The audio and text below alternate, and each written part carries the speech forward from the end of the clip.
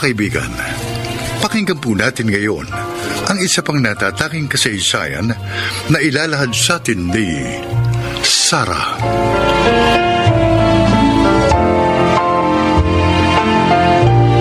Marami ang nagsasabi na maganda akong babae. Katunayan, ligawin ako. Pero ako yung tipong conservative. Wala akong sinagot maliban sa isa, si Haskell. Gwapo, mabait, mapagmahal at hardworking. Pero dahil sa kahirapan, tutol sa kanya ang aking ina. At sa halip ay meron siyang lalaking nirereto sa akin. Ito ang naging takbo ng aming relasyon ni Haskell.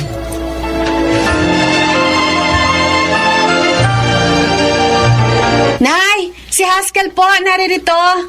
Magandang hapon po, Aling Celia. At ano maganda sa hapon, Haskell? At saka Sarah, sino nagpahintulot sa iyo na papasukin mo ang lalaking niyan sa pamamahay ko? Nay, kaya ko po siya pinapasok may sasabihin po kaming dalawa sa inyo. Tiyaking nyo lang na maganda ang sasabihin nyo sa akin. Kasi kung hindi, halamin nyo na ang mangyayari. O, sige. Ano ba yung sasabihin nyo sa akin? Huwag po kayong magagalit pero kami ni Haskell ay nagpaplano na pong magpakasal. Ano? Anong sabi mo?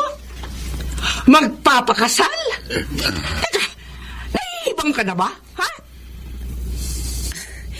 Nay, Aling Celia, Oh, mahal na mahal ko pong anak ninyo. mahal? Talaga? Ang tanong, kaya mo bang buhayin ang anak ko? Kaya mo bang bigyan ng magandang buhay si Sarah?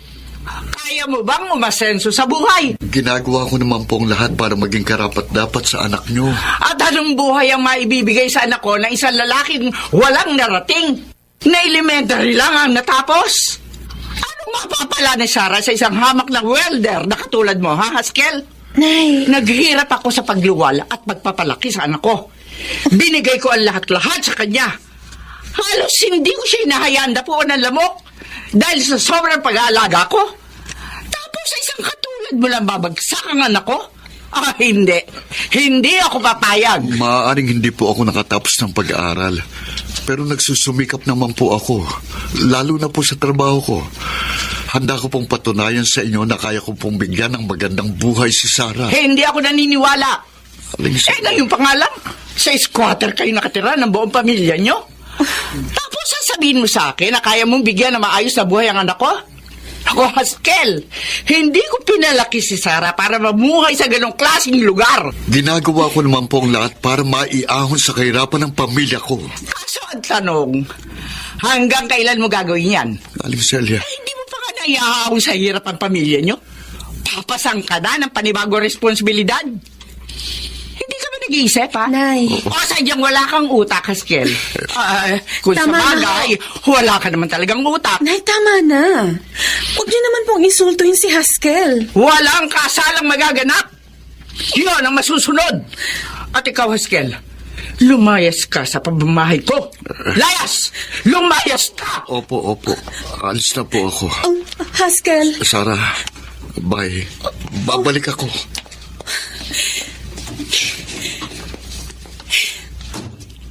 Nay. Gumising ka nga sa katotohanan, Sarah. Wala kang mapapala sa lalaking yun. Aanin mo naman ng pagmamahal kung wala ka namang makain.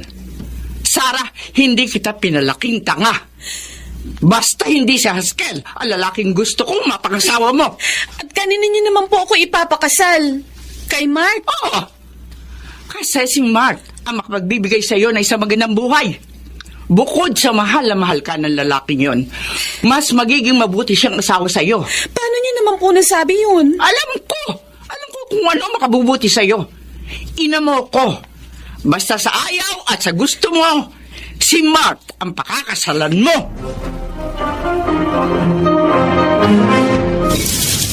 Oh anak, tamang-tama ang pagbaba mo. Naririto si Nena at ang anak niya, si Mark. Oy! Saan ka Nay, pupunta? aalis po ako. Alam ko alis ka. Pero saan ka nga pupunta? May bibilhin po ako sa palengke. Lalabas ka na malakas ang ulan? Ipagpaliban mo muna yan. Halika rito. Sumama ka sa usapan. Ay, Sarah, halika. Tamang-tama. Pinag-uusapan namin ng nanay mo ang kasal ninyo ni Mart. Anak, tumatanda ka na. Kailangan mo nang mag-asawa at magkaroon ng sariling pamilya. Nay, hanggang sa pagpapakasal ko po, ikaw pa rin na magdedesisyon? Walang masamang intensyon ang nanay mo. Gusto lang niyang mapabuti ang iyong buhay. At saka, mahal na mahal ka ng anak ko. Nararamdaman ko rin naman na mahal mo si Mart. Kaya anong masama kung lumagay na kayo sa tahimik? Sarah, don't worry. Kami na ni Mama mag-aayos ng kasal natin. Nay, walang magaganap na kasalan. Hindi pa ako handang magpakasal. At ako nang bahala kung kailan ko gusto magpakasal. Magsisimula ka na naman ba ng away? Ha? Bakit hindi ka na lamang sumunod sa akin? Alam ko kung ano makabubuti sa'yo dahil nanay mo ko. Okay. Naiintindihan ko kung hindi ka pa magpapakasal. Pero, I just want you to know na mahal kita at handa ako maghintay sa'yo. I'm sorry, Mart. Pero walang magaganap na kasalan. Sige, mauna na ako. Ay, Sarah! Teka! Hoy, huwag kang bastos! Sarah! Sarah!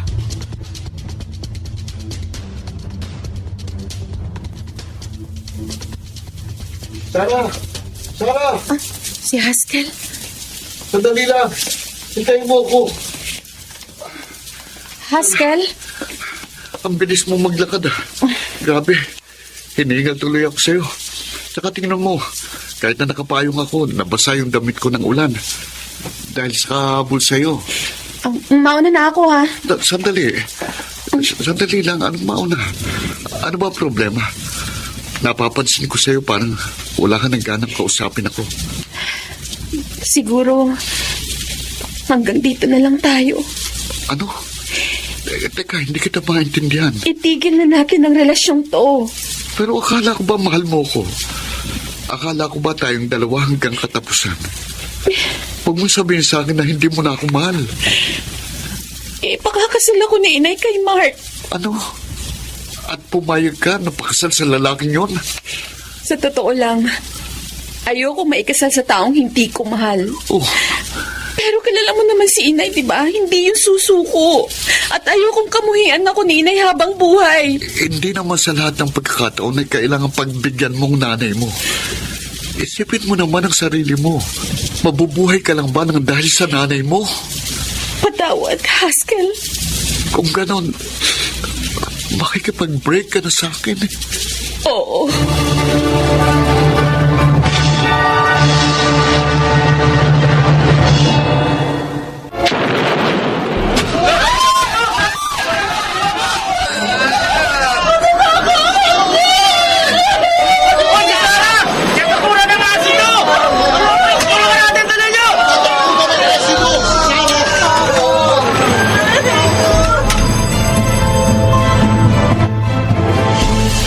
Dok, kumusta na pong anak ko? Sa ngayon, Mrs., nagpapahinga na ang anak nyo.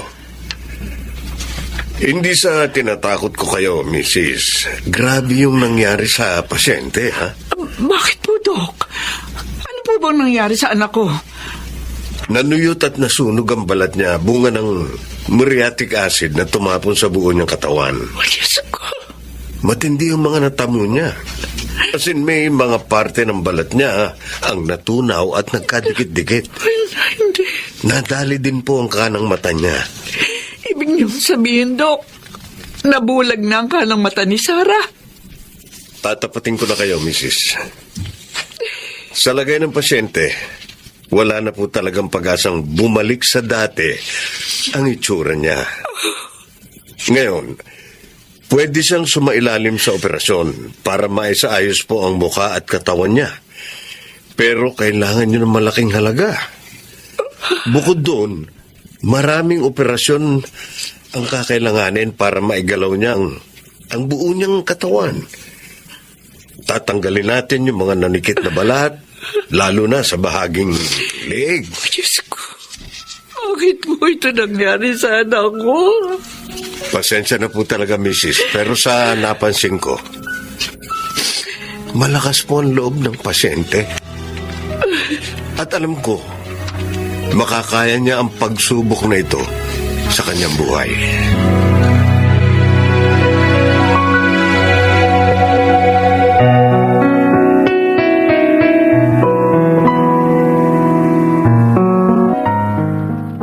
Celia, naririto kami ni Mart para dalawin si Sarah.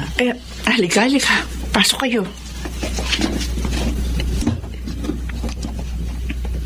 Tita Nena, Mart, Oh, buti na padalaw kayo.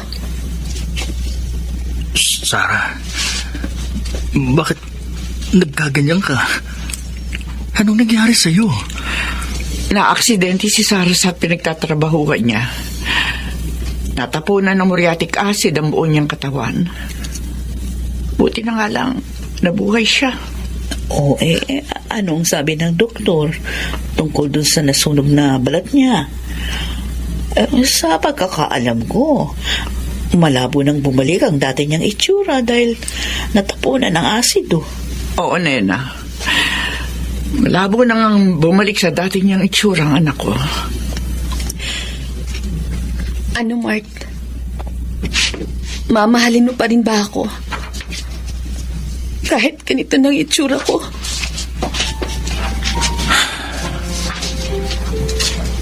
Bakit hindi ka makasagot? Mart, kung mahal mo ang anak ko, kahit ano pa itsura niya, mamahalin mo pa rin siya. Ano? Pakakasalan mo pa ba ako? I'm sorry, Sarah. Pero parang hindi ko kaya.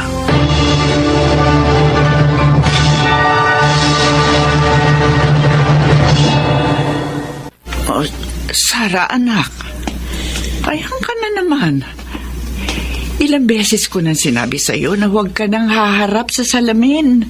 Huwag po kayong mag-alala, Nay. Hindi po ako umiiyak. 3 taon na rin naman po ang lumipas simula nang mangyari sa akin to. Sanay na po ako.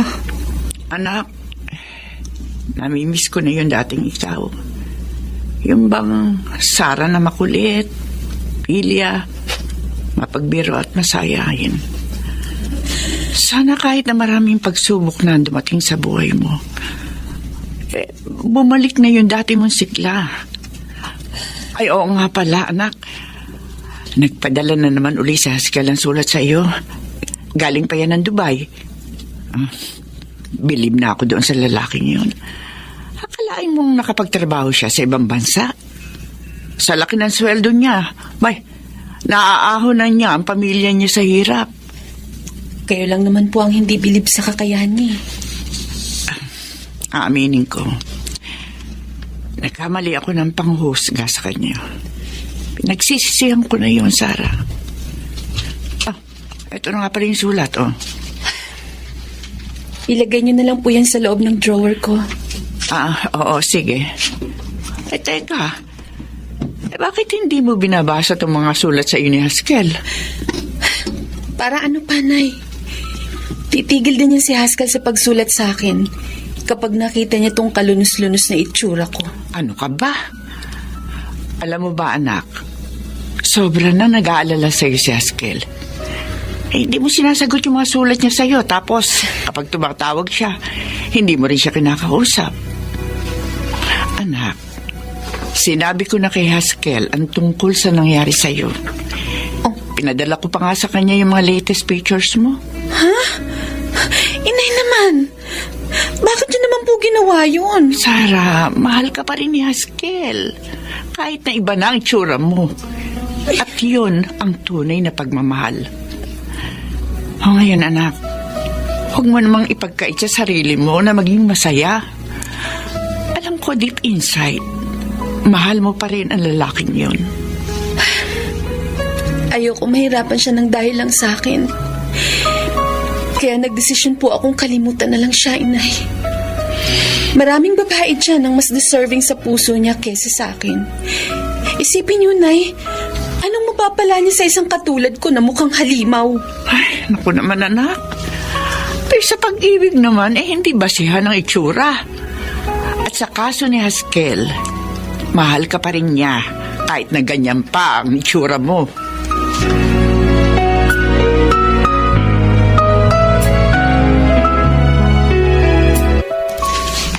Sarah? Oh, anak. Ang lungkot mo na naman. Abay, dapat masaya ka kasi ngayong buwan uuwi si Haskell galing ng Dubai. Miss ko na po siya. Gusto ko na po siyang makasama. Nay. Oh, eto oh. May dumating na naman sulat si Haskell. Oh, sige na, basahin mo na. Bakit ba kayo nagmamadali, Nay? Malugod na iniimbitahan namin kayo sa pag-iisang dibdib ni na Haskell Estares at Sarah Gumibaw. Nay, ano to? Ano, Sarah? Handa ka na bang pakasal sa akin? Oh my God! Haskell! Nasurpresa ka ba, mahal? Akala ko next week ka pa uuwi. Pinlano namin ng nanay mo na surpresahin kita sa pag-uwi ko. Ano, pakakasal ka na ba sa akin? Haskell! Naghihintay ako ng kasagutan mo. Ano? Ako? Mamahalin mo? Nagpapatawa ka ba? Hindi mo ba nakikita? Ang pangit ko! Sarah. Pangit ako! Napapaya ka lang kapag akong pinakasalan mo. Wala akong pakialam sa sasabihin ng iba. Kahit pa sabihin nila na pangit ka, wala akong pakialam. Para sa akin, ikaw pa rin ang pinakamaganda. Alam mo ba, nang makita ko yung mga litrato mo, na-realize kong walang nagbago sa pagmamahal ko sa'yo. Ikaw pa rin ang babaeng minahal ko noon. Hanggang ngayon, ikaw pa rin ang mahal ko, maging anuman ang itsura mo. Haskell! Ngayon, sagutin mo ko. Tinatanggap mo ba ako bilang asawa mo? Oo. Oo, Haskell. Tinatanggap ko.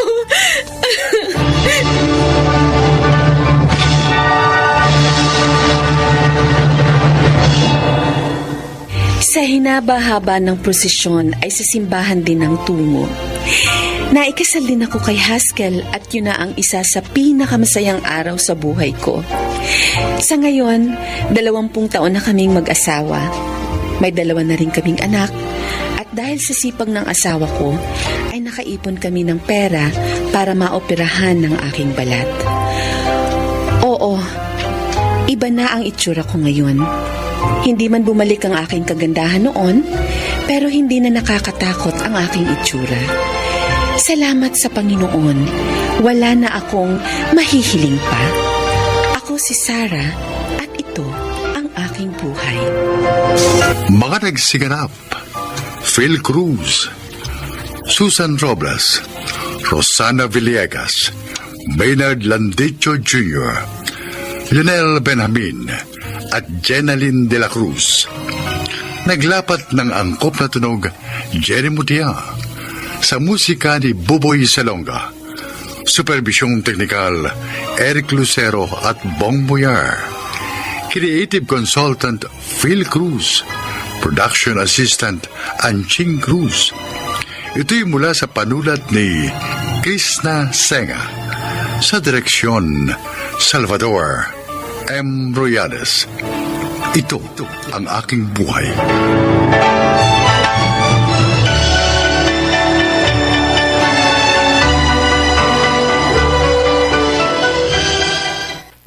Malinaw na nalalaman.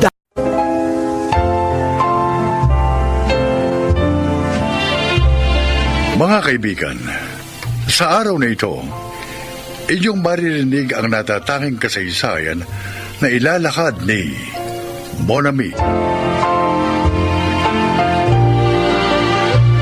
Isa akong masayahing tao. Bata pa lang ako, ay marami nang natutuwa sa akin. 13 years old ako nang iwan kami ng aking stepfather at pumunta sa ibang bansa, sa Saudi Arabia, para magtrabaho. 15 anyos ako nang nakilala ng mga magulang ko si Abdul, isang Muslim. Lingid noon sa aking kaalaman, nagkagusto na pala sa akin si Abdul. Kaya kung ano-ano regalo at suhol ang ibinibigay niya sa aking mga magulang, lalo na sa aking ina. Pakinggan ninyo ang aking buong kwento. Sino kaya yung kausap ni Mama sa sala? Sandali. Si Abdul pala? Tungkol saan kaya yung pinag-uusapan nila? Pakinggan nga. Kaya po ako naparito eh. Aalamin ko lang po sana kung makakabayad na po kayo sa inutang niyo po sa akin noong isang buwan. Abdul, pasensya na ha, pero hindi pa ako makakabayad sa'yo ngayon eh. Baka naman pwede mong pakiusapan si Bay. Next month ko na lang bayaran yung inutang ko sa kanyang marijuana. Aling Maring, sa tingin ko po baka hindi na kayo bibigyan pa ni Bain ng palugit. Ang alam ko po kasi sinisigil na siya ng dealer niya kilala niyo naman po siguro yung dealer niya. Kapag sinabi niya ngayon na magbayad ngayon na talaga kayo magbabayad. Kaso hindi ko nga alam kung saan ako kukuha ng pera. Ay. Una ako sa utang. Ganito na lang po. Kung gusto niyo po, ako na muna magbabayad ng utang niyo kay Bay. Uy, Abdul, makakaya naman sa'yo. Baka hindi na ako makabayad pa sa'yo kapag lumaki na yung utang ko. Hindi ko naman po kayo sisingilin agad. At saka pwede naman po kayo makabayad sa akin sa ibang paraan. Uy, talaga? Opo. Uy, sige. Sabihin mo sa akin kung paano ako makakabayad sa'yo. Ganito po, no? Para po makabawas sa problema ninyo, hindi ko na po kayo sisingilin sa mga utang nyo sa akin. Pero, ang kapalit po sana nun yung anak nyo, si Monami. Si Monami? Seryoso ka, Abdul? Nakatawa po ba ako? Ibig sabihin, seryoso ko, Aling Maring. Bukod sa hindi ko na pa kayo sisingilin sa mga utang nyo, handa pa po ako magbayad sa inyo ng 150,000 pesos. 150,000?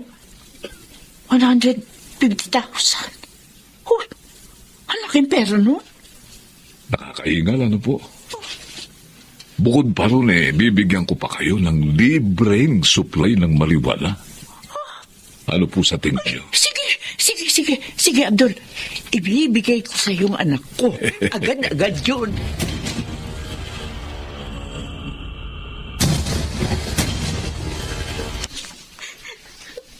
Ano? Bakit ka umiiyak dyan? Narinig ko po yung usapan ninyo ni Abdul kanina. Binibenta niyo po ako sa lalaking yun. Nakapalit ng pera at droga. Monami, anak, kasi si Abdul gusto lang niyang mamanhikan sa atin. Gusto kanya maging asawa. Hindi ko po siya mahal. At saka napakabata ko pa para mag-asawa. Sigurado ako magiging maganda ang buhay mo sa piling niya. Paano niya naman po nasabi yan? Magiging maganda at tahimik ang buhay ko kung magiging asawa ko yung pusher na yun? Tama na, Monami. Manahimik ka na dyan. Alam ko kung ano mas makabubuti sa'yo. Kaya huwag ka nang pumalag pa. Naintindihan mo? Di ba yun sa akin? Makakabuti lang sa inyo. Manaman nasaan na yung konsensya nyo? Hindi ko pa mahal si Abdul. Kaya hindi pa ako magpapakasal sa kanya. Suwail ka talagang bata ko. Kahit na tumutol ka pa, Monami, wala kang magagawa kapag ako na nagdesisyon. Dahil anak lamang kita.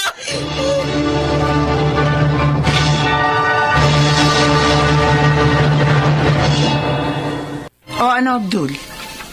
Kumusta na yung anak ko na asawa mo na ngayon?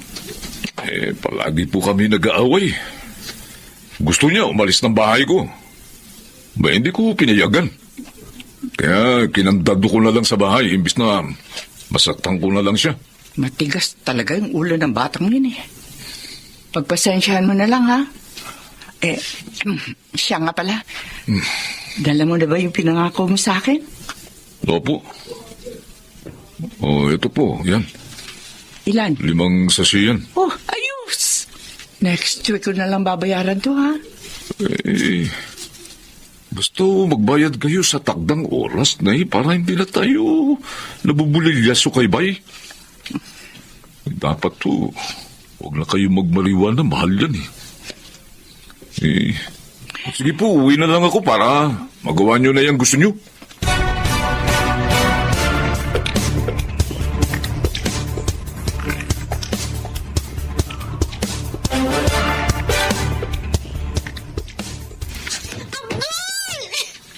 Abdul, buksan mo tong pinto! Abdul! Para mama na! Palabasin mo na ako dito! Abdul! Narinig mo ba ako? Abdul! Abdul! Hindi ka ba tatahimik, ha? Pakiusap naman, oh. Palabasin mo na ako dito. Hindi ko na kaya. Natatakot na ako. Pakiusap, Abdul. Kung ayaw ko, may magagawa ka ba? Maawa ka naman sa akin. Pakiusap. Huwag mo na akong ikulong dito.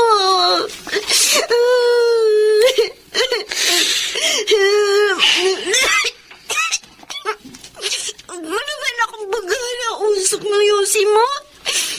Gusto mong palabasin na katira ito sa Bartolida, ha? Alam mo naman, madali ako kausap Palalabasin kita, kahit anong oras. Pero sa isang kondisyon, ha? Sige, sige. Ano ba yun? Gagawin ko lahat ng sasabihin mo. Palapasin mo lang ako dito. Hindi, sige. Paligayahin mo ako ulit ngayong gabi. Pero Abdul... Ano piro-piro? Party-arte ka pa dyan Sasawa naman kita Dapat nga ibigay mo sa akin yung katawan mo lang hindi na pumapalag. Palag ka pa ng palag Ha? Abdul, yun ang ginagawa mo. Nagtatanong ka pa? Nakikita mo naman naguhubad na ako, di ba? Lumayo ka. Hindi kita mahal. Hindi. Ingay mo, ang dami mong dami mong reklamo Tama, lumayo ka sa akin. Tama, tumahimik. Lumayo ka. Ha? Ha? Gusto mo ba, ha? Lumayo ka sa akin. Magubad ka na Abdul, wag. Wag. Pag sinabi kong hubad. Ayaw mo, ha? Please, ako na maghuhubad sa'yo. Ha? Hindi ko mamali ng isang halimaw na tulad mo. Ang ganun, ha? O, pues, ito. O, ito. Magtikman mo ito. Sarap ba ang paso na sigarilyo, ha? Magmamatigas ka pa sa akin? Mas gusto mong pinapaso na ng sigarilyo buong katawan mo, ha? Yan, ha? Mas gusto mo pa kasi pinapaso ka ng sigarilyo? Ha? Naku, Bunami. Kahit na puro pasana ang mukha at puro paso ng sigarilyo mga braso mo, ha? Maganda ka pa rin. Ha? Naku. Paligayahin mo ko ngayon. Paligayahin mo ko. Huy!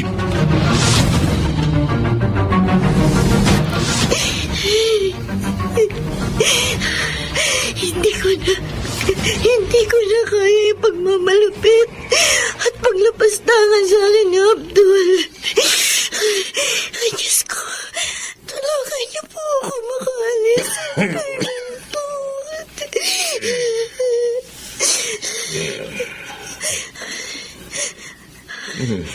Mukhang may himping na ang tulog ni Abdul. Bukas mga bintana sa bahay. Pagkakataon pa na para tumakas. Sa bintana ako dadaan.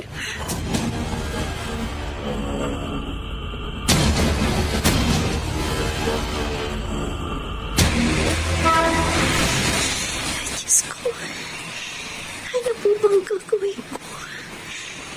Hindi ko po alam kung saan ako matutulog ngayong gabi.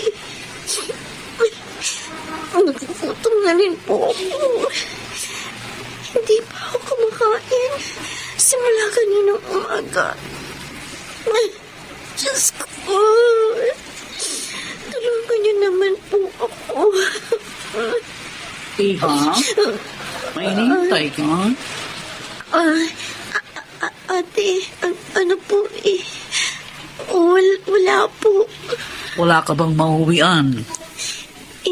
Wala po. Taga saan ka ba? Taga Pampanga po. Ang layo mo pa pala.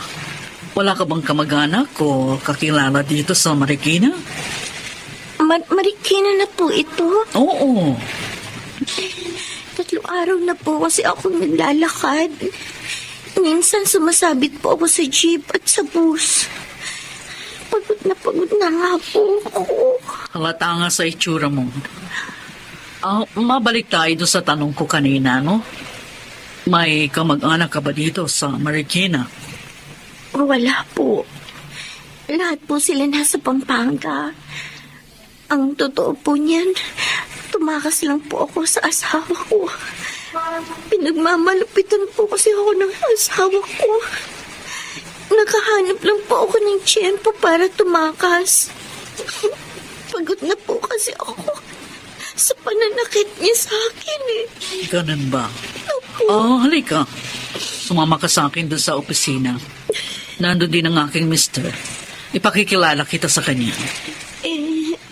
Ano po Huwag kang mag-alala. Mabubuti kaming tao. Kami ng asawa ko ang may-ari ng gasolinahan na ito. Halika na. Kumain ka muna at mukhang gutom na gutom ka. Pagkatapos, magpahinga ka na. Salamat po.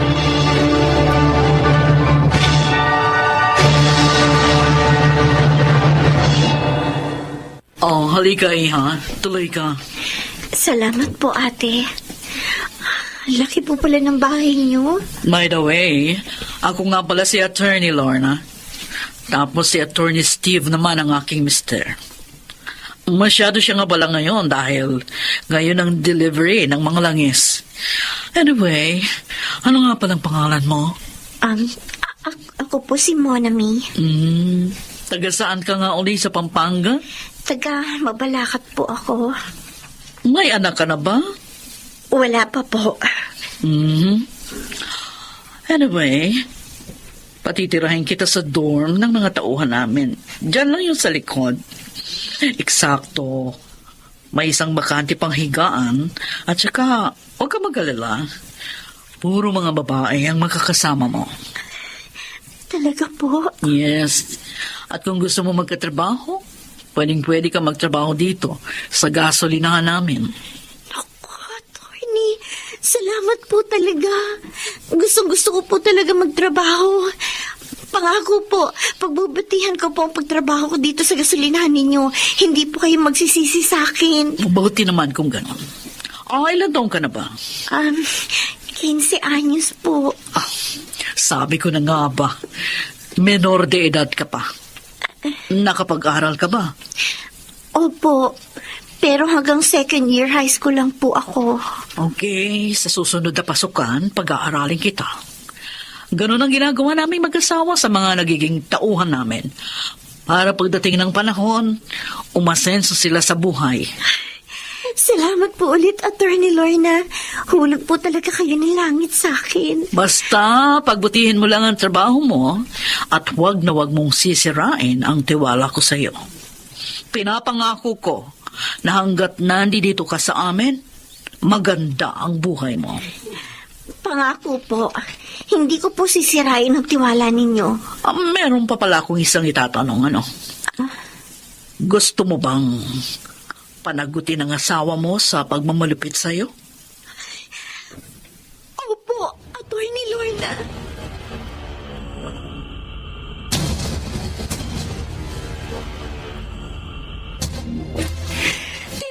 Tinawasan ka ng anak ko? Oo!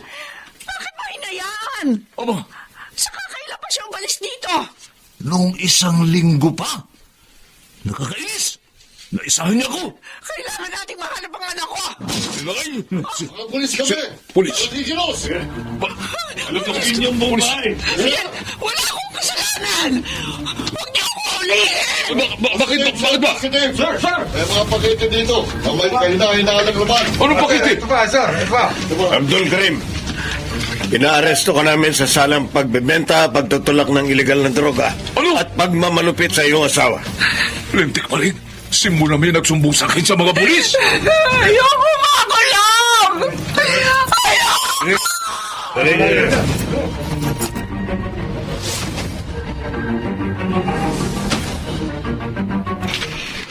Ma'am Lorna, ano pong balita?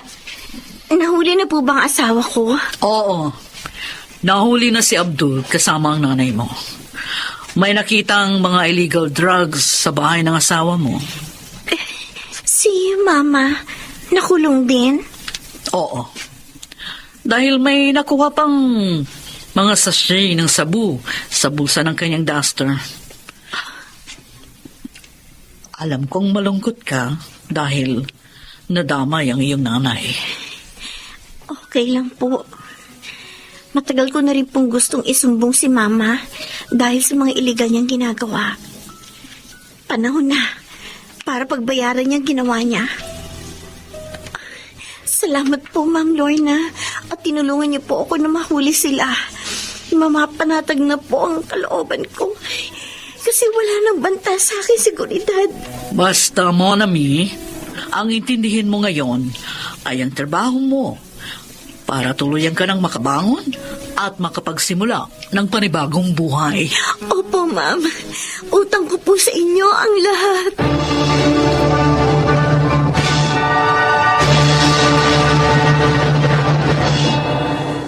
Tuluyan na akong nakapagbagong buhay. Masaya po ako sa aking trabaho kina Attorney Lorna. Parang kapamilya na rin po ang tuling nila sa akin.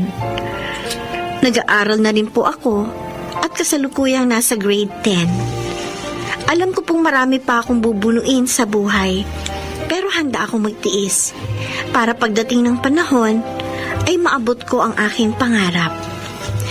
Ako si Monami at ito ang aking buhay. Ang buhay ni Monami ang nagpapatunay na hanggat may buhay, may pag-asa. Masakit man ang iyong mga pinagdaanan, darating din ang panahon na matatapos din ang lahat at ikaw ay makababangon. Mga nagsiganap, June Martin Legaspi, Susan Robles, Rosana Villegas, Yunel Benjamin, at Chiquit del Carmen Amor sa papel na Monami. Naglapat ng angkop na tunog Jerry Mutia, sa musika ni Buboy Salonga, supervisyong teknikal Eric Lucero at Bong Muyar, creative consultant Phil Cruz, production assistant Anching Cruz. Ito'y mula sa panulat ni Krishna Senga, sa direksyon Salvador M. Royales. Ito ang aking buhay.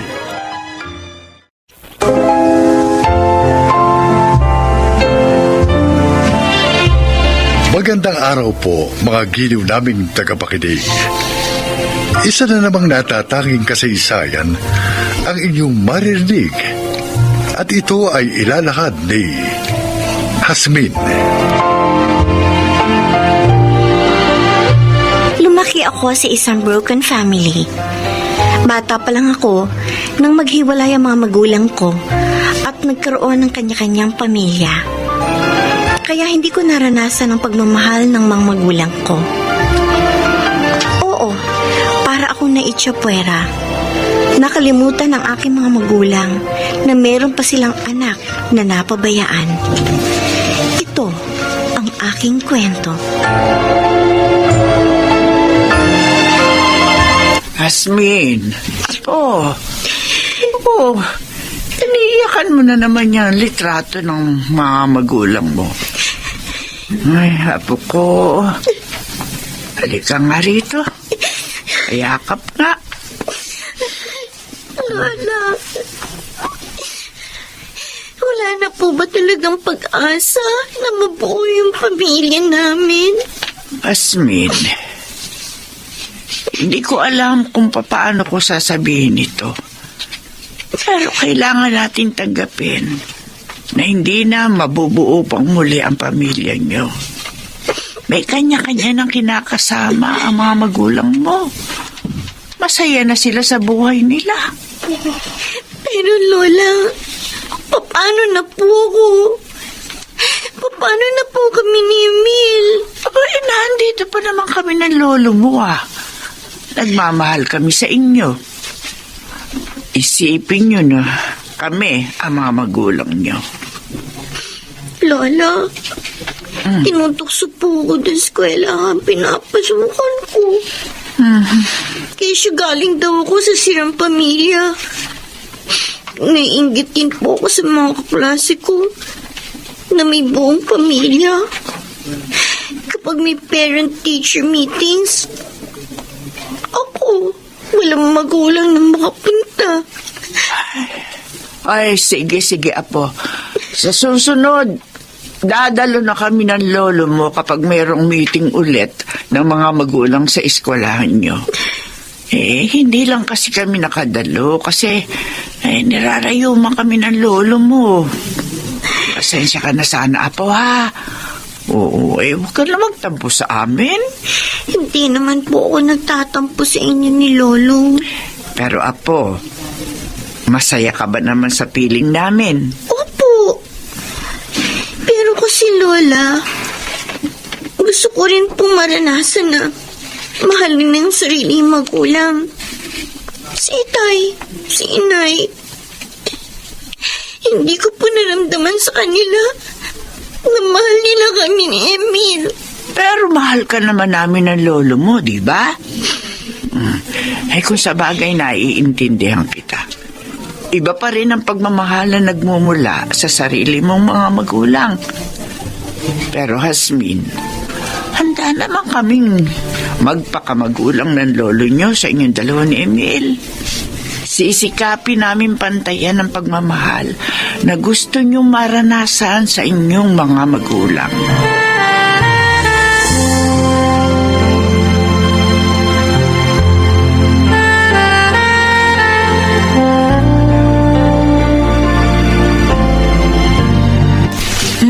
Stone, tinama, umuwi ka na. Saan ka ba galing, Di sa palengke bumili ng pagkain natin. Ito. Lolo? Ano po? Asmin, apa? Nga pala, yung kapatid mo si Emil, umuwi na ba? Opo. Kanina pa po siya umuwi galing ng eskwelahan Nasa likod bahay lang po siya, naglalaba. Ayun siya. Tawagin mo na yung apo natin, sabay-sabay na tayong kumain 4. Sige. Tatawagin ko na si Emil. Emil! Oh! Pasok ka na rin Nandito na ang lolo mo. Kakain na tayo. Hello, Lola. Nandito na po ako. Ang pwesto na, Emil. Kakain na tayo. Asmin, tulungan mo lola mo na isalin sa mangkok yung mga ulam na binili ko. Opo. Akin na yung isa. Sasalin ko na rin Ito po. Ayan, naisalin na. Tayo na, maupo na tayo. Kakain na naman tayo bilang isang buo at masayang pamilya. Oo nga po. Sana po lagi tayong ganito. Sana nga palagi tayong masaya. Pero magdasal na tayo. Sige. At magpasalamat tayo sa grasyang ibinigay sa atin ng Panginoon.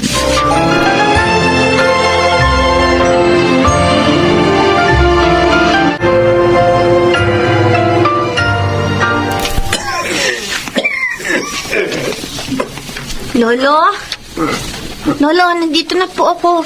May dala po akong basang bimpo. Punasan ko na kayo, ha? Salamat na po. Taas pa nga rin pong lagnat ninyo, Huwag po kayo mag-alala. Bumili na po ng gamot si Emil sa butika. Bababa din po yung lagnat ninyo kapag nakainom na kayo ng gamot. Ang lola mo, nasaan na? Estong! Oh, ere na yung pagkain mo. Nagluto ako ng lugaw para sa'yo. Salamat, Insya. Estong, magpagaling ka naman kasi. Magpalakas ka. Abay, huwag mong isipin na may sakit ka. Huwag kang mag-alala at ginagawa ko naman ang lahat para lumakas ako. Nga pa, magkano na lang ang natitira natin pera dyan? Ay, wala na eh. Ubus na. Pasensya na lang. Hindi bale. Kapag gumaling na ako, hahanap tayo ng paraan para makapagdilhin siya ng pera. Tutulong po kami ni Emil sa inyo. Kung magtitinda po kami sa kalye para lang magkaroon po tayo ng pera, gagawin po namin yun. Insya, hindi na pumapasok sa eskwelahan si Asmil. Bakit? Ay, Apo, siya nga pala. May sasabihin ako sa iyo. Ano po yun, Lola? Apo, pasensya ka na ha. Pero baka tumigil ka muna sa pag-aaral sa susunod na pasukan. Hindi na namin kasi kaya ng lolo mo yung gastos. At saka mas kailangan tayo ng lolo mo. Titigil ang apo ko sa pag-aaral. Hindi pwede. Okay na po yan sa akin, Lolo. Naiintindihan ko naman po ang kalagayan natin. Sa ngayon, marami po tayong gastusin. Hindi na po talaga kaya masustentuhan pang pag-aaral namin ni Emil. Sigurado ka pa? Paano na ang pangarap mo? Sigurado na po ako, Lolo. Maniwala po kayo. Ayos lang po sa akin na huminto muna sa pag-aaral. At yung tungkol naman po sa pangarap ko, naniniwala naman po ako na makakamit ko pa rin yun balang araw. Pasensya ka na talaga, Asmin, ha? Meron lamang tayong sapat na pera. Hindi naman namin kayo patitigilin sa pag-aaral. Basta, Lola, gagawin ko po ang lahat para makatulong sa inyo. Ay, salamat talaga po. Napakabait mo. Napakaswerte talaga namin ng lola mo sa iyo.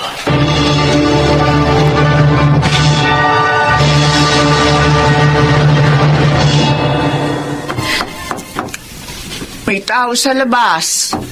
Asmin, pwede bang ikaw na magbukas ng pinto, Apo? Sige po, Lola.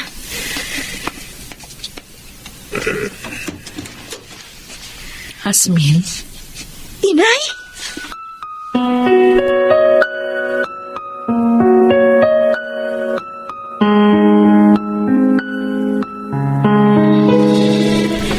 Hindi niyo po sinabi sa akin, Itay, na may sakit kayo. Paano namin sasabihin sa'yo samantalang abala ka sa buhay pamilya mo. Ayaw na namin makaistorbo pa sa'yo. Ano naman ang sadya mo rito, Isay? Gusto ko lang pong makibalita sa inyo kung ano nang lagay ninyo. Oo, maaaring hindi po ako nakakapunta rito pero di naman po ibig sabihin nun nakalimutan ko na kayo. Ano ba ang sadya mo? Tay, Nay, kasi bala ko sanang kunin si Hasmin. Ano? Bakit naman? Para makabawi naman ako sa anak ko. Sa hinabahaba ng panahon, ngayon mo lang naisip yan. Marami po akong pagkukulang sa kanya, pero handa naman akong bumawi sa aking anak. Bala ko po siyang pag-aralin uli. Hasmin, ano sa palagay mo? Sasama ka ba sa nanay mo? Gusto ko rin po makasama kayo. Kaso, Inay, may iwan ko po sina lolo't lola. Hindi, wag. Wag mo kaming intindihin, Apo. Oo. Sige na. Sumama ka na sa nanay mo. Nandito pa naman si Emil. At saka alam ko naman na dadalaw ka pa rin dito sa amin, di ba? Opo, Lolo. Dadalaw pa rin po ako sa inyo dito. Hindi ko po kayo makakalimutan. Kaya samantalahin mo na ang pagkakataon, Apo. Abutin mo na ang mga pangarap mo.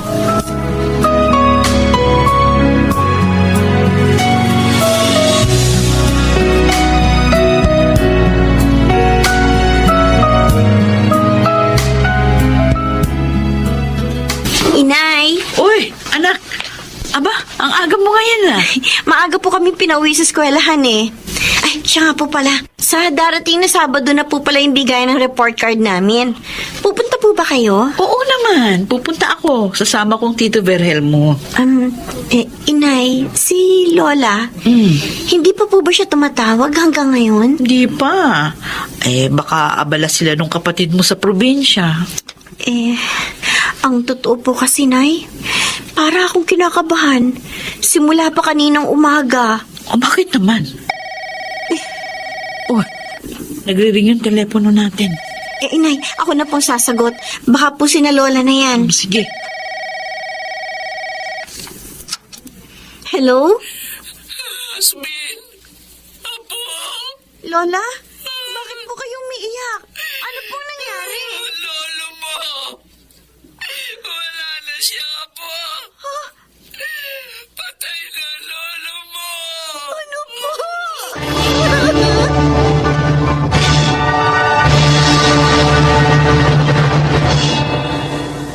Nay? O anak, halika rito. Tulungan mo ako magsusi. Marunong ka ba nito? Opo. Pero, Inay, kaya po ako lumapit sa inyo. Kasi gusto ko po kayong kausapin. Tungkol saan?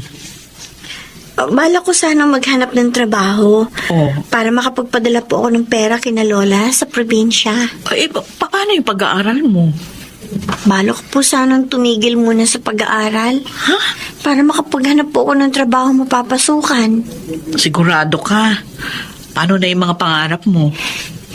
Yung mga pangarap ko naman sa buhay mananatili pa rin po yun sa akin habang buhay. Pero sina Lola, hindi po habang buhay. Makakasama natin sila. Gusto ko po siyang tulungan hanggat nabubuhay pa po siya.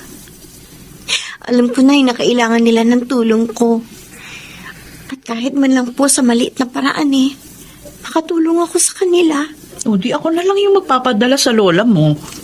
Bakit ka patitigil sa pag-aaral? Ang tanong po, papayag po ba si Tito Verhel sa gagawin ninyo? Oo nga po, maaaring pumayag siya. Pero makakaistorbo lang po yun sa inyo, Nay. Aminin po natin, may iba na po kayong pamilya. Ako, si Lola at saka si Emil ang pamilya ko. Halos buong buhay ko po sila lang ang nakakasama ko. Maraming sinakripisyo sa akin si Lola para lang mabuhay kaming magkapatid. Panahon naman po siguro na ibalik ko ang utang na loob sa kanya, Nay. Gusto ko po na ako mismong tumulong sa pamilya ko. Alam mo anak, napakaswerte ng lola mo sa iyo. Meron siyang apo na katulad mo. Nakukonsensya tuloy ako dahil ikaw yung gumagawa ng tungkulin ko. Wala akong magagawa. Maasa lang din ako sa aking asawa. Sige anak, good luck. Ipagdarasal kita palagi bago ako matulog na sana makahanap ka ng maganda at maayos na trabaho.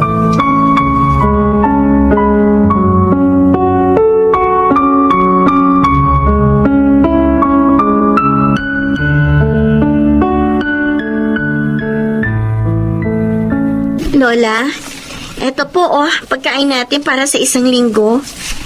Marami na po akong binili para hindi na tayo problema pa. Abay, baka naman wala ka ng pera niyan, ha? Huwag po kayong mag-alala. Bukod po kasi sa trabaho ko, nag-online selling din po ako. Malaki po ang kinikita ko sa pagbibenta ng mga damit. Ay, Apo, may kumakatok sa pinto. Ikaw na magbukas, ha? Opo. Anak, kasama ko Tito Virhelmo. Nandyan ba lola mo? Pasok po kayo ni Tito Verhel, Nay. Oh, Isay. Anong ginagawa niyo rito ng asawa mo, ha? Magandang hapon po. Ay, Narito po kami para bumisita sa inyo. Ay, siya nga po pala. Eto, tanggapin niyo po ang pasalubong namin. Ayan. Oh, maraming salamat sa mga sariwang prutas. Maupo kayo. Upo. Buti naman Salamat po, po. Inay. Bumisita kayo sa amin. Kaya kami pumunta dito kasi may mahalaga kaming ipapakiusap sa lola mo, Hasmin.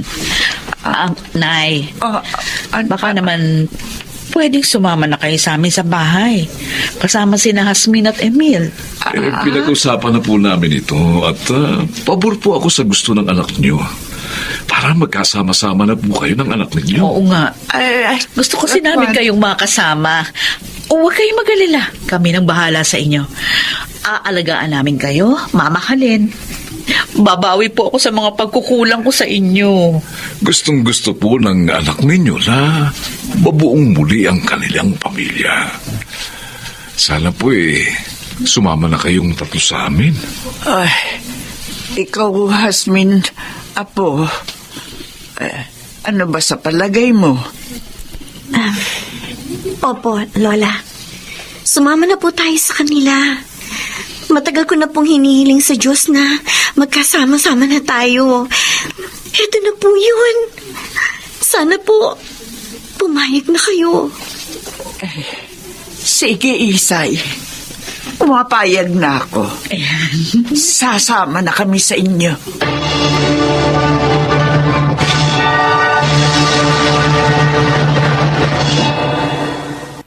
At nabuo na rin sa wakas ang aming pamilya. Si Nanay at ang kanyang pamilya kay Tito Verhel, kasama na rin kami ni na Lola at Emil. Sa ngayon ay masaya na kami at punong-puno ng pagmamahalan. Ako si Hasmin at ito ang aking buhay. Wala nang masasaya pa kung buo ang pamilya at punong-puno ito ng pagmamahalan at pagkakaunawaan. Naway maging inspirasyon ang buhay ni Yasmin sa bawat pamilyang Pilipino. Mga nagsiganap, Lionel Benjamin, Susan Robles, Rosana Villegas, June Martin Legaspi at Chiquit del Carmen Amor sa papel na Yasmin. Naglapat ng angkop na tunog Jerry Mutia sa musika ni Buboy Salonga. Supervisyong teknikal Eric Lucero at Bong Muyar. Creative Consultant Phil Cruz. Production Assistant Anching Cruz. Ito'y mula sa panulat ni Krishna Senga. Sa direksyon Salvador M. Royales. Ito ang aking buhay.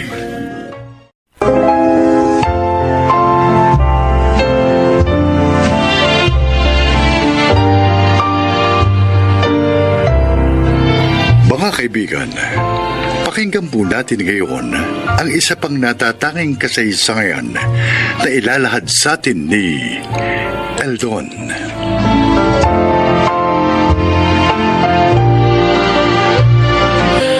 8 taon bago nagkaanak ang aking mga magulang. Akala nila hindi na sila magkakaanak pa. Kaya naman laking tuwa nila nang isilang ako. Lalong naragdagan yon ng ipanganak ni inay si Lara. At dahil sa pagsisikap ng aming mga magulang, naibigay nila sa amin ng maayos na buhay. Pakinggan po ninyo ang aking paglalahad.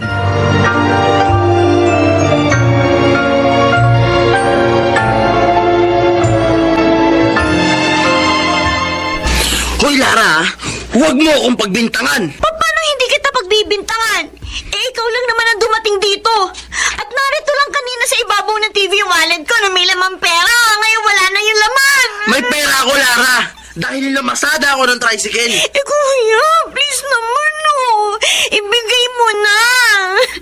2 weeks na allowance ko yun Pambili ko pa ng project ko. Gaga! Anong ibibigay ko? Wala nga sa akin! Anis naman Nangyayari dito, ha? Malayo pa ako. Dinig ko na yung boses niyong dalawa. Nawawala po yung pera ko, Nay. Dito ko lang naman naiwan sa ibabaw ng TV yung wallet ko eh. Ay, dumating lang si Kuya Eldon na wala na yung laman ng wallet ko. Eldo naman, pagmapasada ka naman ah. Eh bakit pati kapatid mo kailangan mo nakawan? Wala nga sa akin yun. May sarili akong pera dahil namapasada ako ng tricycle. Eh kahit naman nagtatrabaho ka, kulang pa rin yun dahil dyan sa bisyo mo. Bahala na nga kayo sa buhay nyo kung anong gusto nyong isipin. Hoy! Eldon! Balik ka rito! Buisit! Hindi niya na kayo pinansin, Nay. Ay, naku. Paano na ngayon yung pera ko? 2 weeks kong bawon yan eh. Pambili ko pa ng project. Siya, ako na ang bahala, Lara. Pero huwag mo na ito sabihin sa tatay mo, ha? Baka mamaya, ma-high blood na naman yun.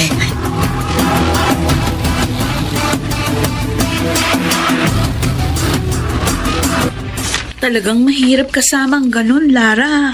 May pera naman siya eh. Eh di sana yun na lang uubusin niya. Hindi lang pera at alas niyang pwedeng mawala. Pati mga kasangkapan niyo. Ano? Ang masakit pa, kapag lulong na sila sa droga, hindi na nila kilala ang kamag-anak. Kaya nga yung iba, napapatay kahit sarili nilang magulang. Diyos ko. Huwag naman sana magkagano ng Kuya Eldon ko. Huwag naman sana. Meron pa namang paraan para gumaling yung kuya mo. Eh, kailangan nga lang, handa si na Aling Lourdes at Mang Cesar na gawin yun.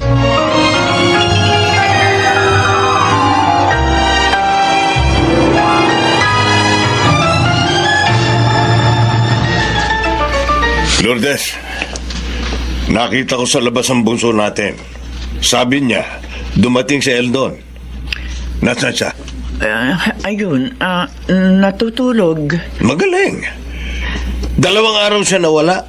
Ngayon basta na lang uuwi at matutulog. Nasaan yung boundary ng tricycle? Eh, ubus na raw eh. Ba't talaga namang... Hindi pwedeng ganyan, Lourdes. Sobra na siya. Dahil sa bisyo niya, pati kabuhayan natin, winawaldas niya. Kailangan iparehab na natin ang lalaking yan. Binanggit ko na sa kanya ang tungkol doon. Pero ayaw niya, Cesar. Tatakas daw siya kapag pinilit natin siya.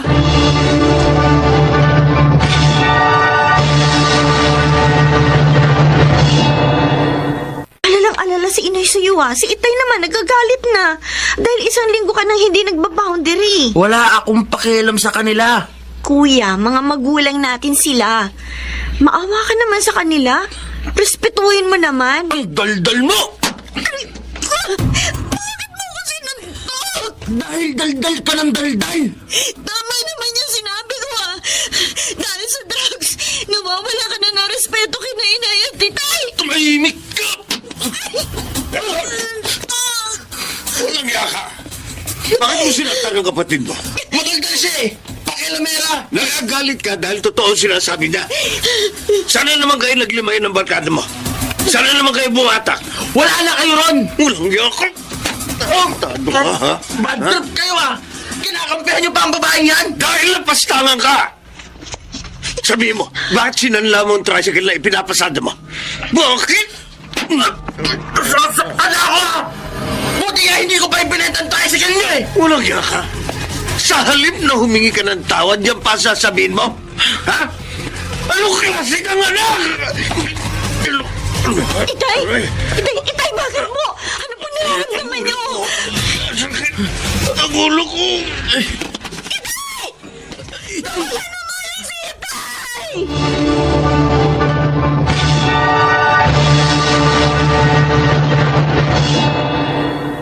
Inay, kumusta na po si Itay? Ano pong sabi ng doktor? Lara, nasa panganib ang Itay mo. Ipanalangin natin siya para maligtasan niya pagkaka-stroke niya. Diyos ko. Inay! Inay, kumusta na po si Itay? Inay, si Kuya po. Anong ginagawa mo rito? Inay, gusto ko po malaman ang kalagayan ni Itay. Kasalanan mo! Kaya nasa panganib ngayon ang buhay ng tatay mo! Kasalanan mo! Sorry po. Sumahil ka. Hindi naman kami nagkulang sa'yo. Pero ano ang ginanti mo? Ang sakta ng damdamin namin. Patawad po, inay. Lumayas ka rito. Lumayas ka! Hindi ka namin kailangan! Inay, wag po.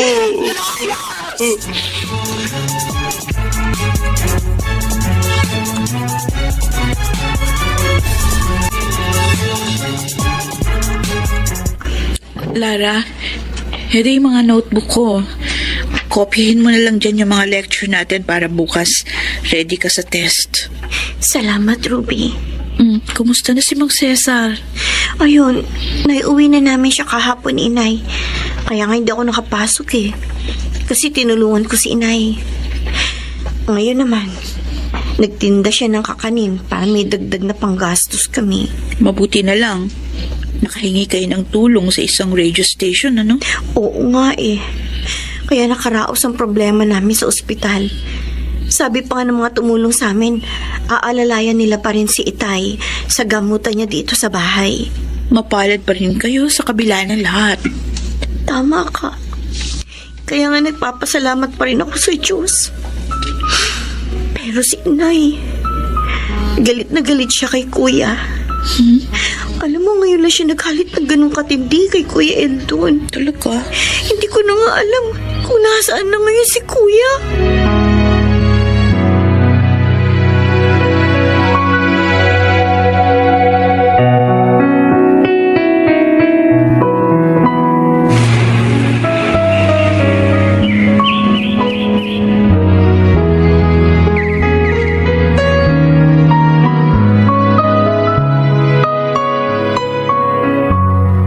Eldon, mahigit 2 taong ka rin nawala. Halos hindi kita nakilala, pare. Iba na itsura mo ngayon, ah. Bagong buhay na ako, Bogs. Nagtatrabaho na ako sa mall. Oo, talaga. Oo, nung ma-stroke si Itay, palayasin na ako ni Inay. Natauhan ako. Pinagsisihan ko ang lahat ng pagkakamali ko. Pre, kapag nasa katawan mo na ang shabu, hindi mo na maiaalis yun. Hindi ka na makapagbabago pa. Huwag kang magagalit, ha? Pero hindi totoo yun. Oh. Maraming dating adik na nakapagbago at may maayos na buhay ngayon. At ang tinatahak nilang landas, ang siya ko ring tinatahak ngayon. Sana ganun din ang gawin mo, Tol. Iwan mo na ang pagdodroga bago pa mahuli ang lahat sa'yo.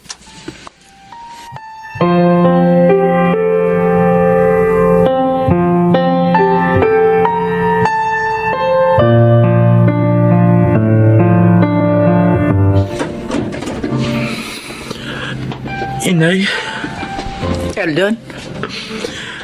nagbalik po ako, Inay, upang ipakita sa inyo ang pagbabago ko. Matagal ko na pong iniwan ng shabu. May maayos na nga po akong trabaho ngayon. At nakakaipon na rin po. Pwede ko na po kayong matulungan, Inay. Hindi namin kailangan ng tulong mo. Suwail ka! Umalis ka rito. Kung hindi po ninyo ako kayang patawarin, tatanggapin ko po. Pero sana lang, huwag niyo pong ipagkait sa akin na matulungan kayo. Sa pamamagitan man lang nito, mabawasan ang bigat ng kalooban ko. Eldon, kahit po ituring niyo na lang akong ibang tao, basta lagi ko lang po kayong makita na pamilya ko.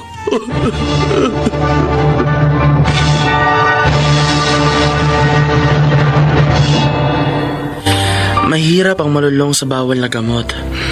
Kaya sana, huwag na itong subukan pa ng mga tagapakinig. Sa awa ng Diyos, napatawad din ako ng aking pamilya, lalo na ni Inay. Sana po ay kinapulutan ninyo ng aral ang aking inilahad. Ako po si Eldon, dating adik, at ito ang aking buhay. Marag Siganap, Susan Robles, Yunel Benamin, Chiquit del Carmen Amor, Bobby Cruz, Phil Cruz, at Angelo Alcantara. Naglapat ng angkop na tunog Jerry Mutia. Sa musika ni Boboy Salonga, Supervisyong Teknikal, Eric Lucero at Bong Muyara. Creative Consultant, Phil Cruz. Production Assistant, Anching Cruz. Ito'y mula sa panulat ni Telma Corporal Alcantara at sa direksyon ni Salvador M. Royales. Ito ang aking buhay.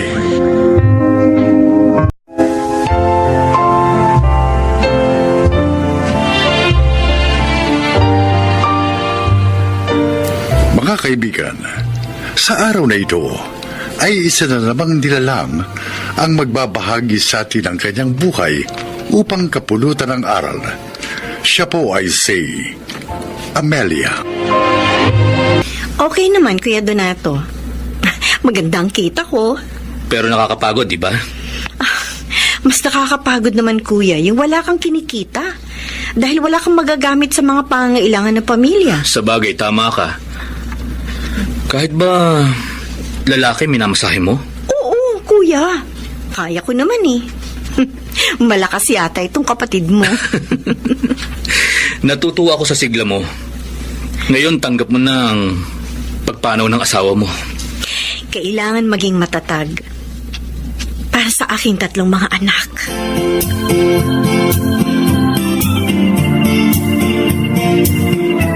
Maglilinis tayo ng bahay ngayon, Rina. Magluluto at maglalaba para mabawasan naman ang hirap ni inay. Oo, Kuya Ronald, nakahanda na ako. Wala na naman akong gagawing assignment dahil tinapos ko na lahat kagabi. Alam mo, naawa ako kay inay. Hindi madaling magmasahe. Masakit sa katawan yon. Lalo na pag marami ka nang namasahe. Kami nga rin ni Bunso nakaawa sa kanya. Kaya nga sabi namin, dapat mapasaya natin si inay. Magagawa natin yon sa pamamagitan ng pagtulong sa kanya at sa pag-aaral ng mabuti.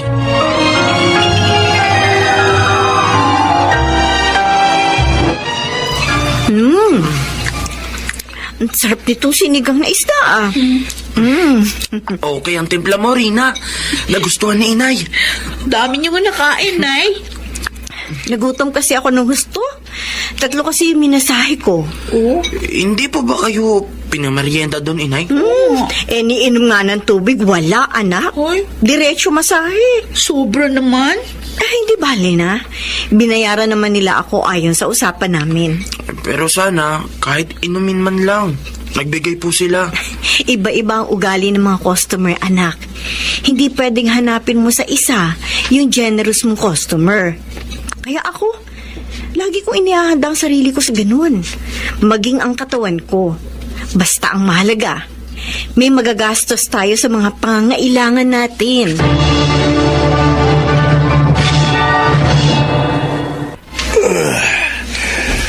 Ang sarap mo talagang magmasahe, Amelia. Ang gaan ng pakiramdam ko. Salamat po, Sir Marlon. Si Ma'am Ho, hindi po ba magpapamasahe? Magpapamasahe rin. Sabi niya sa akin sa text, nandito na siya in 10 minutes. Kaya magmerienda ka muna. Ipaayos ko tuloy kay Manang Inday yung mga canned goods na ipauuwi ko sa'yo. Naku, maraming salamat po.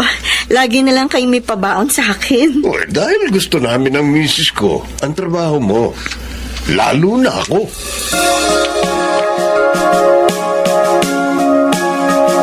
Pasensya ka na, Amelia, ha? Napaghintay kita ng matagal.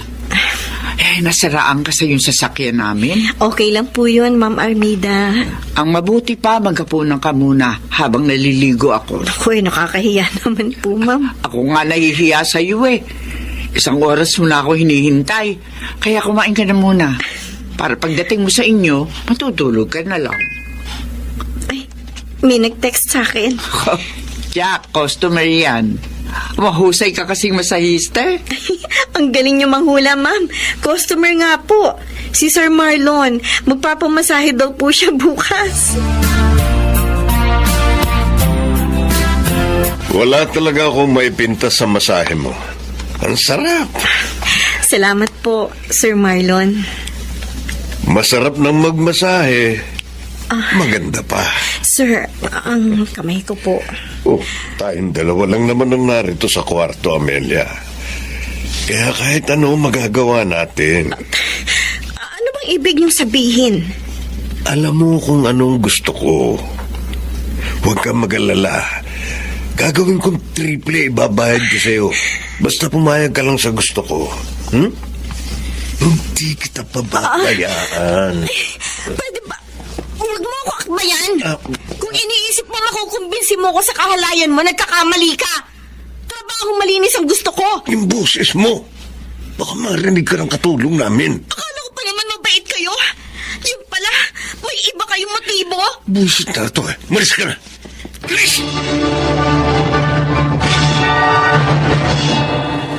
Hindi ko akalaing ganun ang tingin niya sa akin, mga anak. Akala ko pa naman, mabait si Sir Marlon. May masama palang motibo. Ang sama niya. Ang sarap bugbugin. Kuya Ronald, wag. Makakasuhan ka nila kapag ginawa mo yun. Magkakaproblema tayo.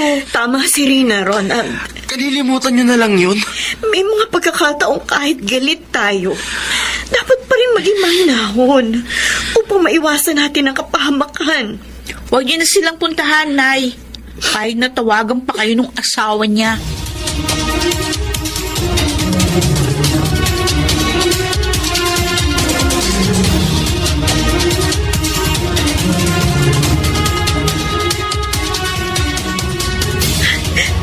Siniraan niya ako sa asawa niya. Ho, bakit po kayo umiiyak? Ikaw pala, Rina. Wala.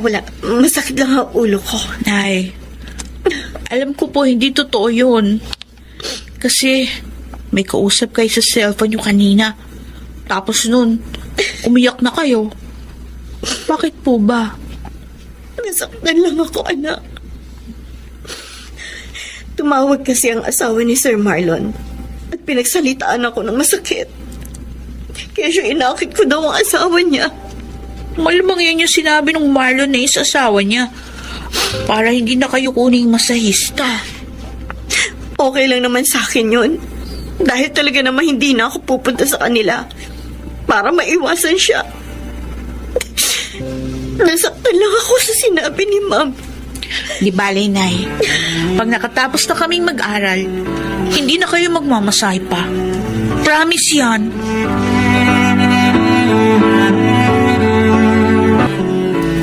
Yung pala ang dahilan kaya ka malungkot.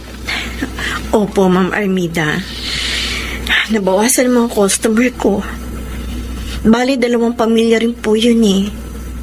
Kasi nga mga bigay sila sa akin ni Sir Marlon. Tapos siniraan po ako ni Sir sa kanila. Kaya ayaw na nila akong kunin. Kalimutan mo na yun. Makakahanap ka rin na iba pang customer. Ang inaalala ko lang naman po ang pag-aaral ng 3 kong anak. Sa bagay na yan, matutulungan kita. Kaya huwag ka na mag-alala. Ma'am Armida? Sagutan namin ng asawa ko ang matrikula ng 2 mong anak.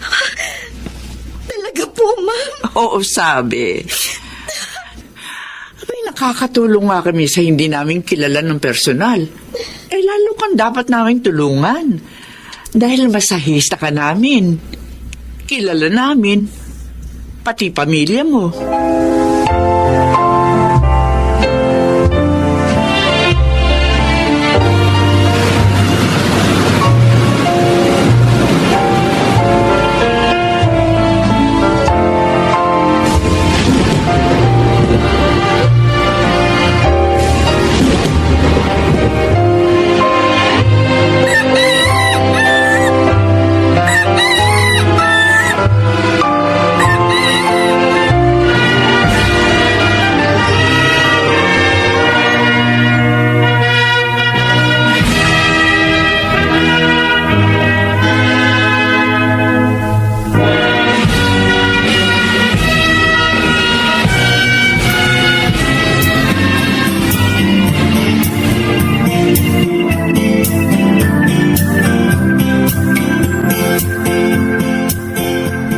Binabati ko kayo, Ronald. Rina, sa wakas, natapos din ninyo ang inyong kurso.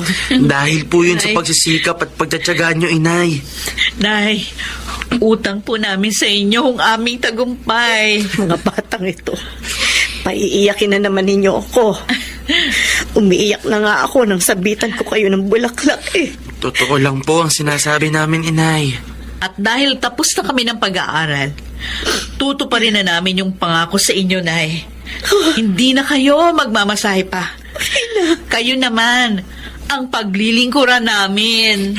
Tama, kami na lang po ang mamasahihin nyo.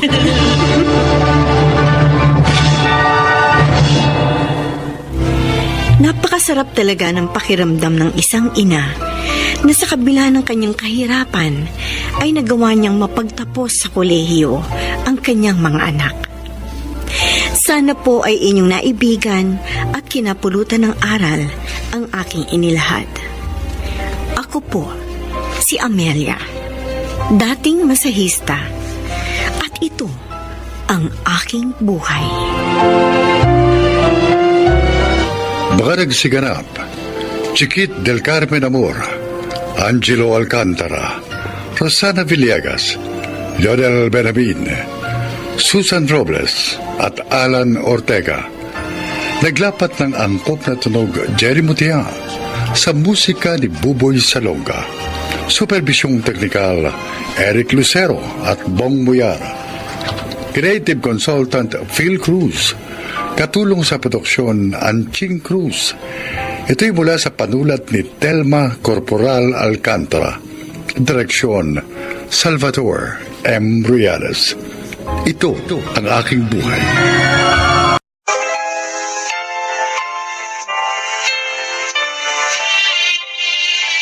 Tatlong anak ko, ngunit 2 na lamang ang nabubuhay.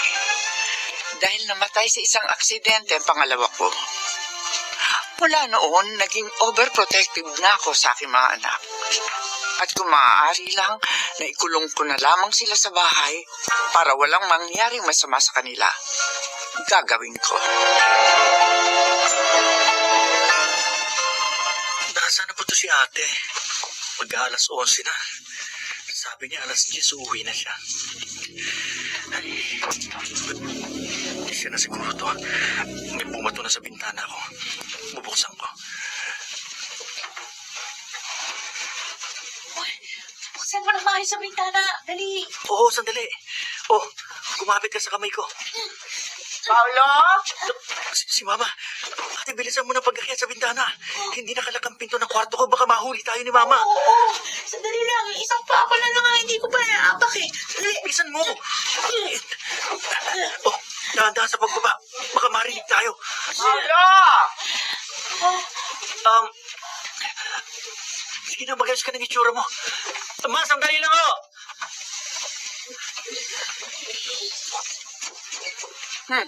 Pala ko na CR ka.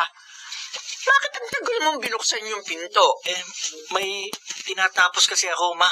Ang ate mo, wala sa kwarto niya. Umalis na naman ba? Nandito ako, Ma. Oo, bakit nandito ka sa kwarto ni Paolo? Oh, tapos, hindi ka pa rin nagbibihis. Nakapanglakad ka pa. May pinag-usapan kasi kami ni Paulo. Nawili ako. Kaya hindi pa ako nagbibihis mula kanina nung pag-uwi ko. Oh, sige na, gabi na. Matulog na kayong dalawa. Hoy, Jane, magbihis ka na. Okay, Ma.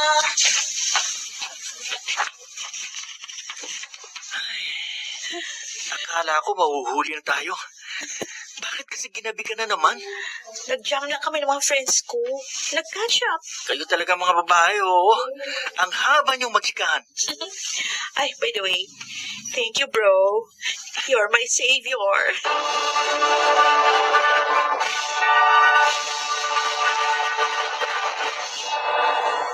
Sigurado ka bang hindi ka magta-try out? Sayang naman ito, Paolo. Kapag naging varsity player ka ng school natin, libre na tuition mo. Oo nga sana eh. Pero nagsabi na ako niyan kay Mama. Nung high school pa ako pero hindi niya ako pinayagan. Malay mo ngayon, payagan ka na. Hindi yung papayag. Subukan mo lang. Wala namang mawawala sa iyo eh. Anong wala? Kapag nagsabi ako kay Mama, sigurado mawawalan ako ng katahimikan kasi maglilita niya sa buong araw at baka pagising ko, the next day, ganun pa rin. May part 2, part 3, part 4. Yun ang mga sermon na maririnig ko sa kanya. Pero gusto mo mag-basketball, di ba? Hindi lang gusto. Gustong gusto. Gusto mo. Samahan kita magpaalam kay tita. Hindi lalo ako nakagalitan. Iisipin nun, naghanap ako ng kakampi. Baka pati ikaw madamay. Sige. Huwag mo na lang ituloy. Pero, Paulo, sayang ang opportunity na ito. Sayang din ang talento mo kung hindi mo magagamit.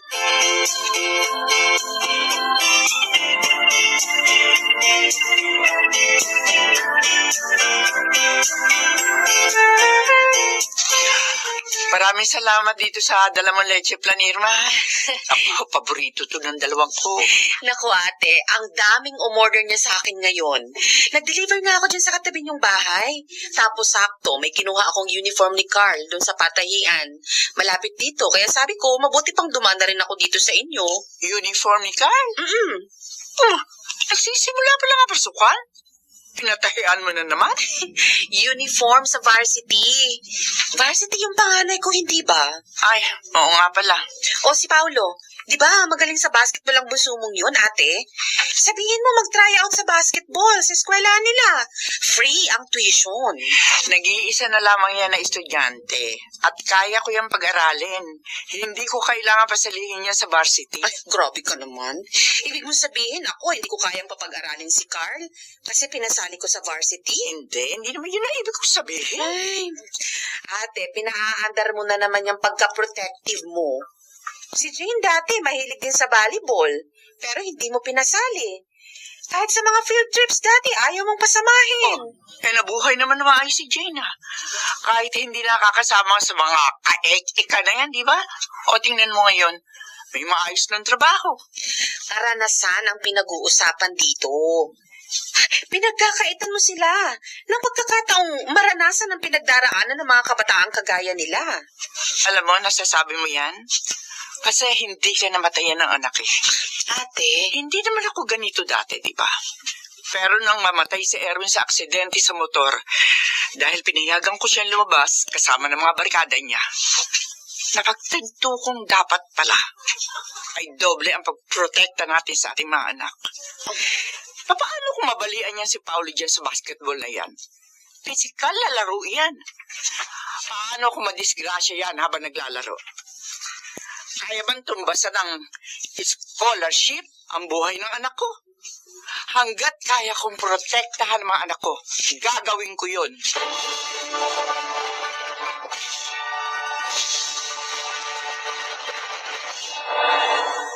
Paulo, mahirap yan sinasabi mo. Sige na, pa. Baka naman pakinggan ka ni Mama. Ayoko sanang subukan kasi alam kong hindi papayag eh. Pero nung makita ko nag-practice na Carl, pati si Jimboy na anak ni Tita Irma, naiingit talaga ako, pa. Gusto ko rin maglaro. Sige na naman oh. Tulungan niyo na ako magpaalam kay Mama. Sumali ka na lang. Huwag ka na magpaalam sa kanya. Mabubuking pa rin niya ako. Paano kung may magkwento sa kanyang kakilala niya? Jack, makakagalitan niya ako. Uy, makakagalitan ka lang. Pero at least, makakapaglaro ka. Pa naman. Totoo ang sinasabi ko. Itago mo na lang sa mama mo na player ka ng varsity.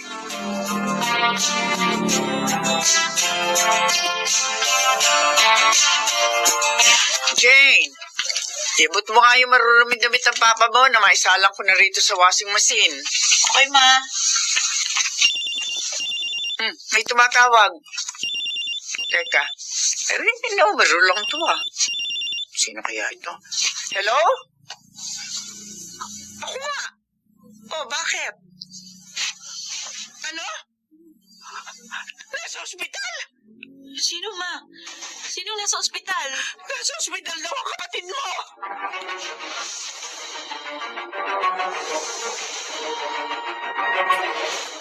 Hindi ba sinabi ko na sa'yo hindi ka pwedeng sumali sa mga ganyan laro? Tingnan mo ang nangyari sa'yo. Wala naman daw akong fracture, sabi ng doktor, kaya nakauwi ka. Ay, tumigil ka! Ano, gusto mo maging malala mo na yung injury mo? bago mo maintindihan kung bakit hindi kita pinasasali sa mga ganyang pisikal na laro. Ha? Ma, At saka isa pa, paano mo nagawang magsinungaling sa akin, ha, Paulo? Alam ko naman kasing hindi ka papayag eh. Pero ma, gusto ko talagang basketball. Sayang naman yung kayang ibigay sa akin ng Diyos kung hindi ko magagamit. Hindi ka maglalaro. Bukas na bukas din, pupunta ako sa eskwelahan nyo. Kakausapin ko yung mga guro mo. Ipo-pull out kita sa basketball team na yun. Marites, baka naman Tumigil ka, Apollo. naiintindihan ko ang mga sinasabi mo, pero hindi mo maaaring ikulong ang mga anak mo habang buhay. Kailangan nila lumabas sa comfort zone nila para matuto sa buhay. Hanggang nabubuhay ako, puprotektahan ko sila. Hindi na proteksyon ang ginagawa mo. Pinagkakaitan mo na silang mabuhay. Nasasabi mo yan dahil hindi ka isang ina. Walang katumbas ang sakit na mawala ng isang anak na dinala mo na siyam na buwan sa iyong sinapupunan. Inalagaan, pinalaki, di hindi pinadapuan sa langaw o kaya naman sa labo.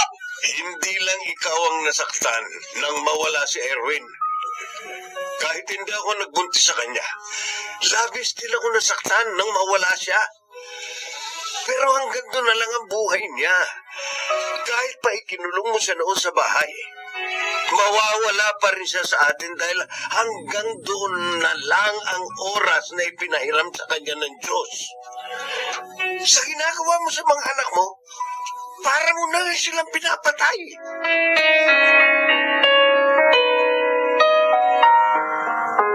Mano po, tita?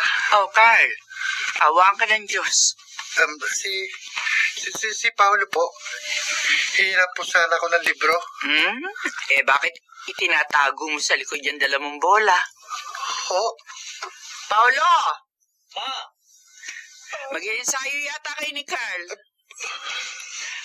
Hoy, magdala ka ng extra damit, ha? Para kapag nabasa ka ng pawis, may pampalit ka. Saka magbaon ka rin ng tubig. Ma, ibig yung sabihin, pinapayagan nyo na ako mag-basketball? Bakit? Ayaw mo? Gusto! Carl, sandali lang ha? Oo!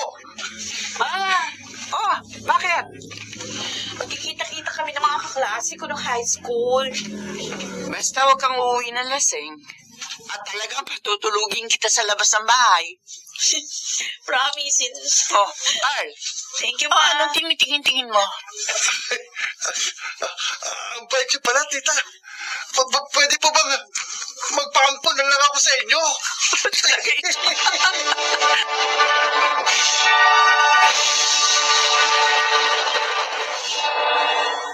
Matagal bago ko naunawaan na hindi natin maaaring pigilan ang kaligayahan ng ating mga anak sa pagnanais natin na maprotektahan sila. May mga karanasang hindi natin maaaring ipagkait sa kanila. Bagamat nag-aalala tayo sa kanilang kaligtasan, wala tayong ibang magagawa kung hindi ang manalig sa Diyos na Siya ang mag-iingat sa ating mga anak. Ngayon, mas naging malapit kami sa isa't isa ng aking mga anak dahil mas nauunawaan ko na sila. Sa mga kapwa ko overprotective na ina, nawa po ay may natutunan kayo sa aking kwento. Ako si Marites, ang aking